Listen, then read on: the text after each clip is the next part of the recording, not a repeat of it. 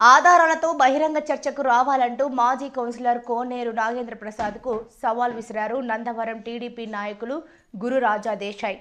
గురువారం మీడియా సమావేశంలో మాట్లాడుతూ కోనేరు నాగేంద్ర ప్రసాద్కు మానసిక స్థితి బాగోలేదని, త్వరలో ఆయనకి ట్రీట్మెంట్ ఇప్పించి తెలుగుదేశం పార్టీలో చేర్పించుకుంటామని ఆయన అన్నారు. ఎన్టీఆర్ బొమ్మతో లెటర్ ప్యాడ్ పెట్టుకుని ఇష్టం వచ్చినట్టు బురద చల్లటం సరైంది కాదని అన్నారు. నేను ఉన్నానని చెప్పుకోవడానికి సోషల్ మీడియాలో ప్రచారమే తప్ప కోనేరు నాగేంద్ర ప్రసాద్తో ఏ ఒక్కరికి మంచి జరిగింది లేదన్నారు.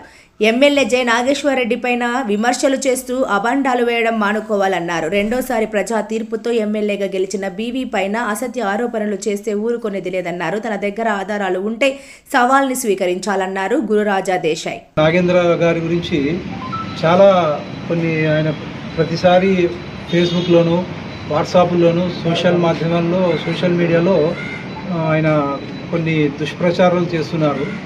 మరి దానికి మన తెలుగుదేశం నాయకులంతా గత కొన్ని రోజుల నుంచి వాళ్ళు ఆయనకి కౌంటర్ ఇవ్వడము, అది సరికాదు ఇది సరికాదు అని చెప్పడము, ఇదంతా చూస్తుంటే పాపం ఆయన మీద జాలేస్తుంది. ఎందుకు ఆయన మీద ఇలాంటివన్నీ చేస్తున్నారు?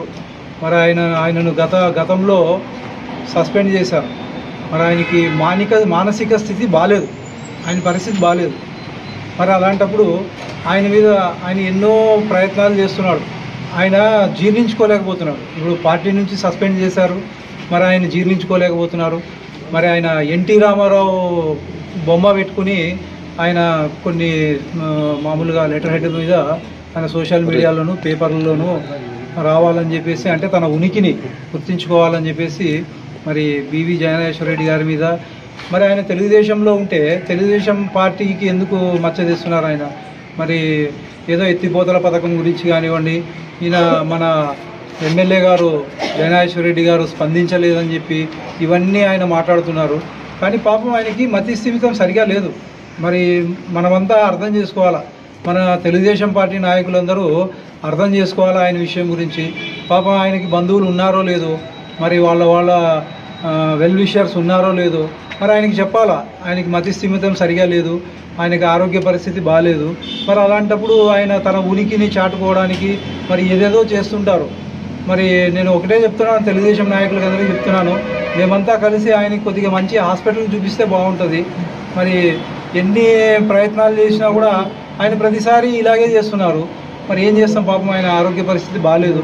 కాబట్టి ఎవరో ఆయన స్టేట్మెంట్లకు కానివ్వండి, ఆయన మాట్లాడే విధానాలకి మన నాయకులు ఎవరు స్పందించకుండా ఉంటే బాగుంటుంది.